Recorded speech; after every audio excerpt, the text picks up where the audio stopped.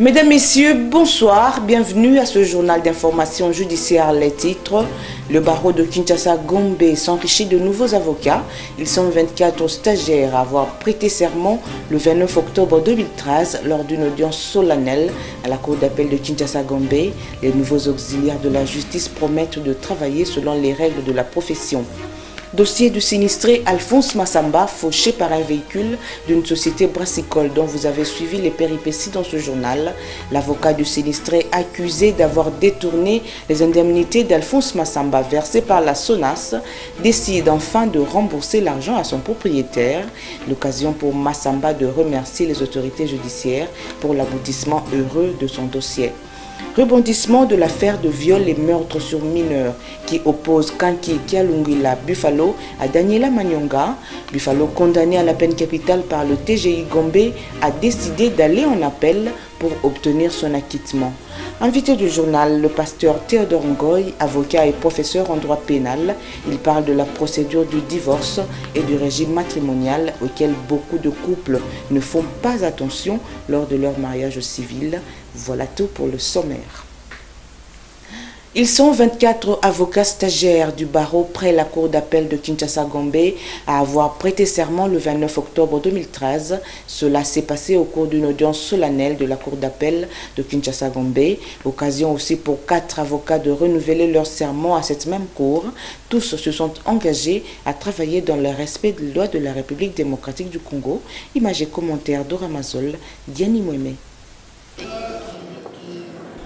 24 avocats stagiaires inscrits sur la liste de stages du barreau près la cour d'appel de Kinshasa-Gombe ont prononcé la formule solennelle des prestations de serment après 2 ans de stages professionnels. Au cours de cette cérémonie, 4 avocats ont renouvelé leur serment.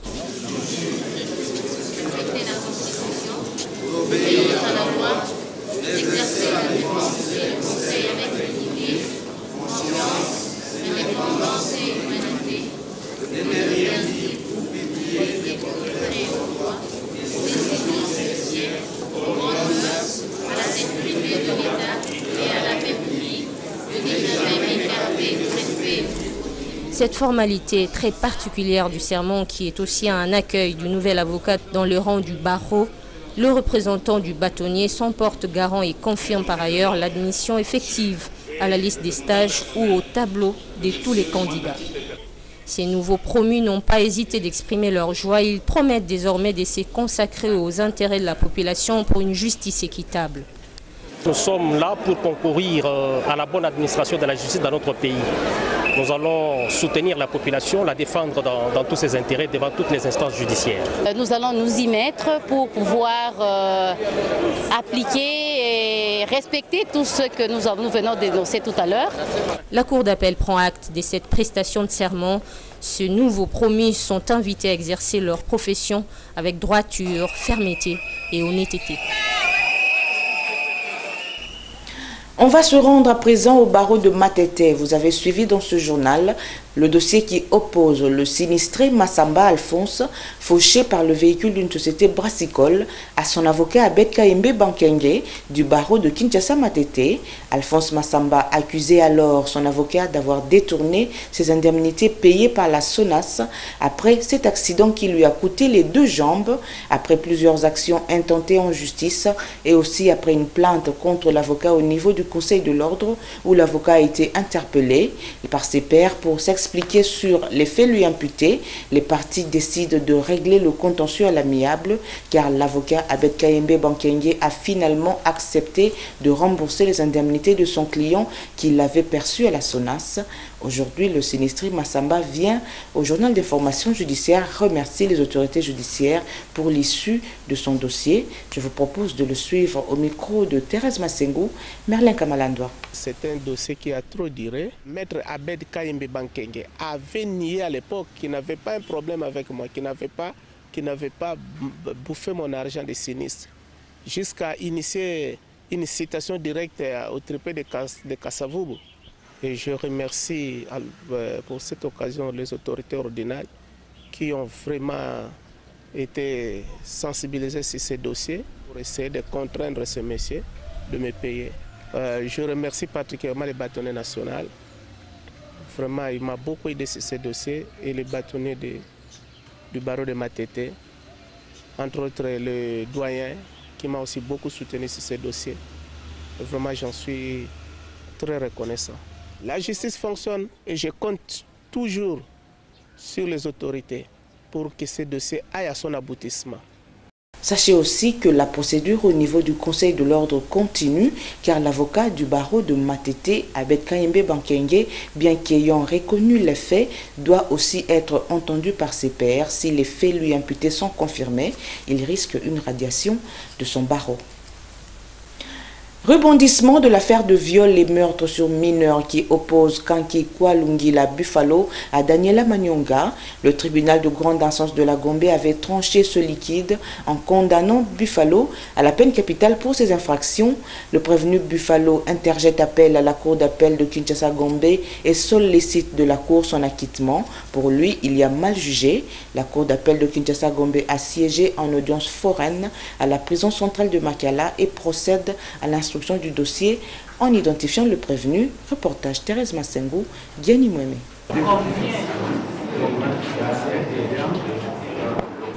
La cour d'appel de Kinshasa-Gombe a siégé en audience foraine à la prison centrale de Makala au sujet de l'affaire qui oppose Kanki Kwalungila Buffalo à Daniela Manyonga. Après le jugement rendu au premier degré, lequel a condamné Kanki Kwalungila Buffalo à la peine capitale pour viol et meurtre de Daniela Manyonga, âgée de 11 ans, les avocats de la partie prévenue Buffalo, non contents, viennent en appel afin de solliciter l'acquittement de leurs clients. Nous sommes allés en appel juste parce qu'il y a eu mal jugé au premier degré et que le premier juge était plus en précipitation qu'en flagrance. Et nous avons estimé que nous devrions faire appel pour que les bons droits soient dits à la cour d'appel. Pour cette première audience, la cour procède à l'identification du prévenu et lui demande son emploi du temps à la date du 18 septembre 2013, jour présumé du viol et meurtre de Daniela Manyonga.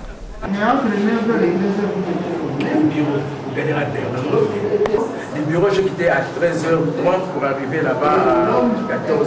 Après avoir interrogé le prévenu, sa sœur aînée, Marie Kialungila, comparait à son tour comme renseignante pour confirmer les allégations de son frère.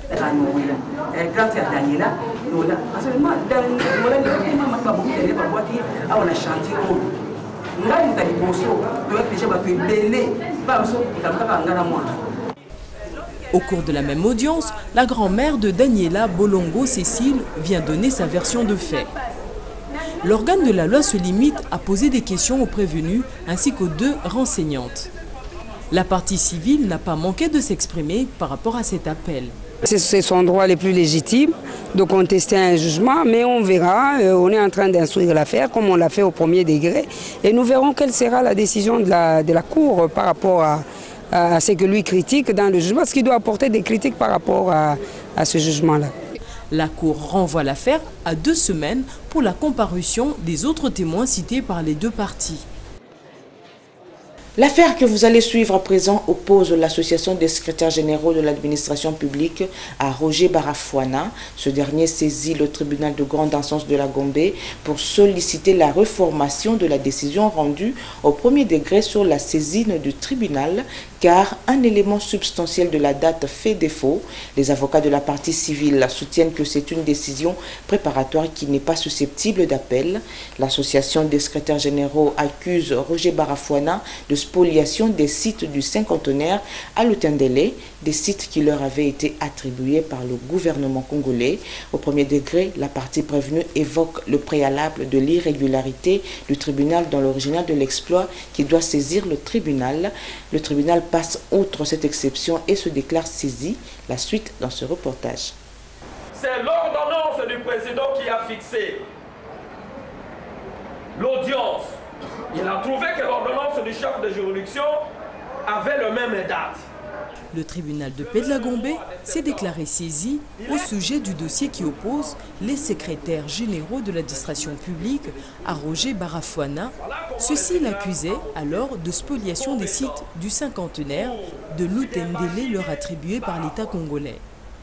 Le prévenu Roger Barafwana, non content de cette décision rendue au premier degré, vient en appel pour solliciter la reformation de l'œuvre du premier juge. Ses avocats expliquent que le tribunal n'a pas tenu compte des exceptions soulevées par eux au sujet de l'irrégularité de la saisie du tribunal. Roger Barafwana soutient qu'un élément substantiel de la date fait défaut dans l'exploit qui saisit le tribunal. Il y avait dans la circulation le jour et il n'y avait pas d'indication du mois. Donc il fallait faire des gymnastiques en supposant. Et ils ont parlé de suppositions. Le journal qui devait saisir le tribunal n'avait pas de mention substantielle. Donc l'espoir était irrégulier. Ça ne coûtait rien de renvoyer pour régulariser la procédure. Maintenant, le tribunal s'est fondé sur des éléments nouveaux au droit congolais pour justifier la saisie. Du côté de la partie civile, l'on soutient que le premier juge a bien dit le droit en se référant à l'examen d'autres pièces versées au dossier. Les avocats de l'association des secrétaires généraux de l'administration publique sollicitent du tribunal l'irrecevabilité de cette action au motif que c'est une décision préparatoire et ne peut être susceptible d'appel. Nous avions relevé que c'est à tort que ce moyen et cet appel a été formé parce que l'exploit qui lui a été notifié était sans reproche en ce qu'il indiquait conformément à l'article 57 du Code de procédure pénale la date de la comparution, le lieu de la comparution, le tribunal devant lequel le prévenu devrait répondre. L'organe de la loi demande au tribunal de déclarer ces exceptions soulevées par la partie prévenue recevables mais non fondées. Pour le ministère public, le premier juge a bien dit le droit en se déclarant saisi. Après débat entre les parties, le tribunal prend l'affaire en délibéré pour dire le droit dans le délai.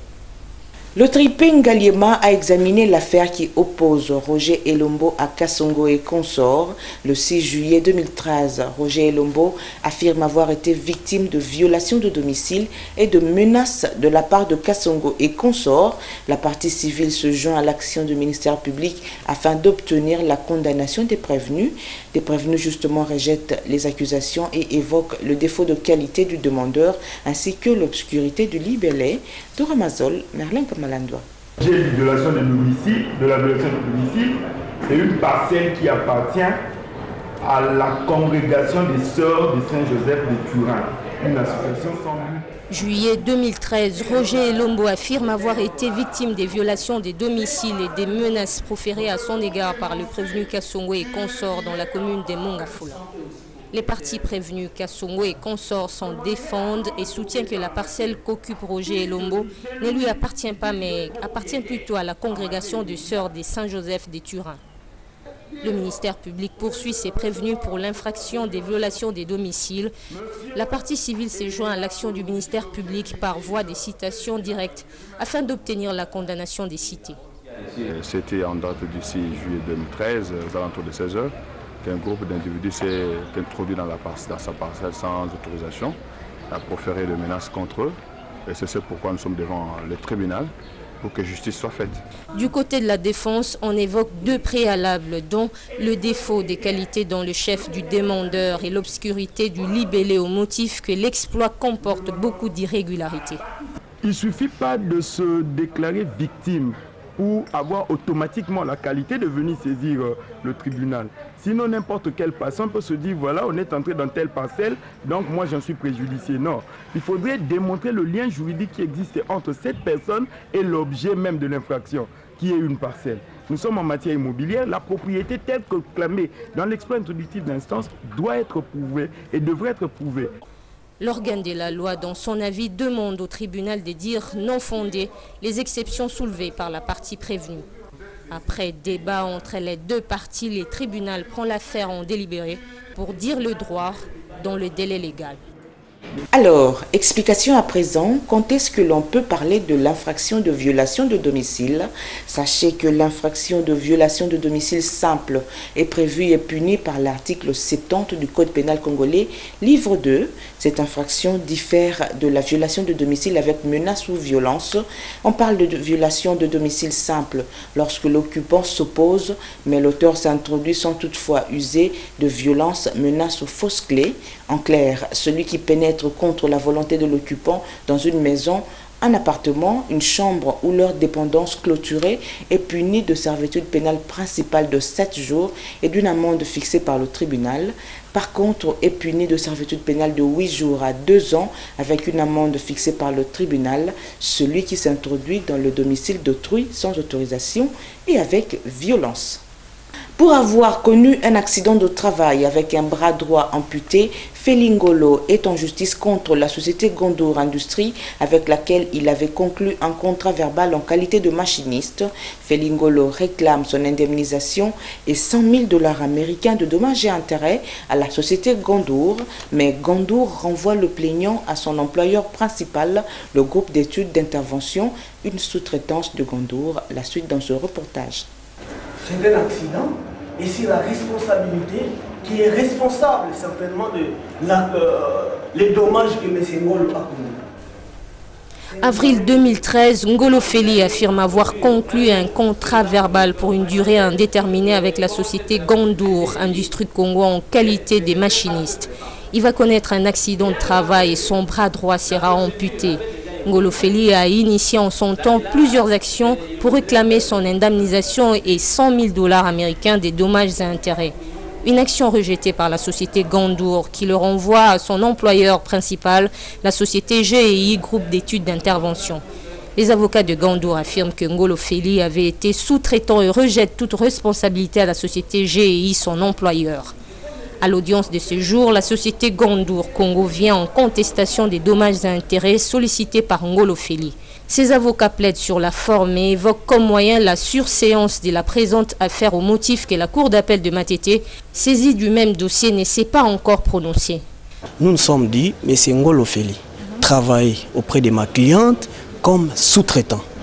Et sur cette base-là, Ngolo Feli ne pouvait pas diligenter une action directe contre la société Gondour qui était en sous-traitance avec la société GEI. La partie Ngolo Feli qualifie l'action de la partie Gondour de vexatoire et téméraire. Elle sollicite du tribunal une somme de 100 000 $ américains à titre d'action reconventionnelle. Ayant connu cet accident, c'était un certain dimanche, il a été hospitalisé au niveau de l'hôpital Saint-Joseph de Limete. N'ayant pas été indemnisé par la société Gondour, c'est à cette occasion que mon client a dû saisir le tribunal de grande instance de Kinshasa Matete, siégeant en matière de travail, pour qu'il puisse être indemnisé. Le deuxième cité, la société GEI, estime être citée abusivement dans cette affaire et renvoie la balle à la société Gondour. Gondour, n'ayant pas la volonté d'indemniser son agent, eux-mêmes le disent dans l'assignation que c'était leur agent, et ils lancent la balle chez nous. Je crois qu'ils ont été au niveau de l'inspecteur du travail, ils n'ont apporté aucune pièce. Après débat, le tribunal communique le dossier à l'organe de la loi pour son avis écrit. On reste dans le domaine du travail avec ce litige né d'un acte transactionnel signé entre Léon Bakoucha à son ex-employeur Celtel Congo, aujourd'hui Airtel. Le demandeur saisit le tribunal pour non-respect des clauses de l'acte conventionnel conclu avec son ex-employeur. Léon Bakoucha affirme avoir travaillé pendant 9 ans au sein de Celtel, mais son contrat suspendu pour raison d'invalidité. Le demandeur vient au tribunal pour réclamer à son employeur le remboursement des frais des soins médicaux et d'assurance vie. L'employeur Celtel s'en défend et affirme s'être déjà acquitté de ses obligations envers son ex-agent en ce qui concerne les soins médicaux, et pour l'invalidité, ses avocats le renvoient à l'INSS. Freddy Monsois, Thérèse Massé.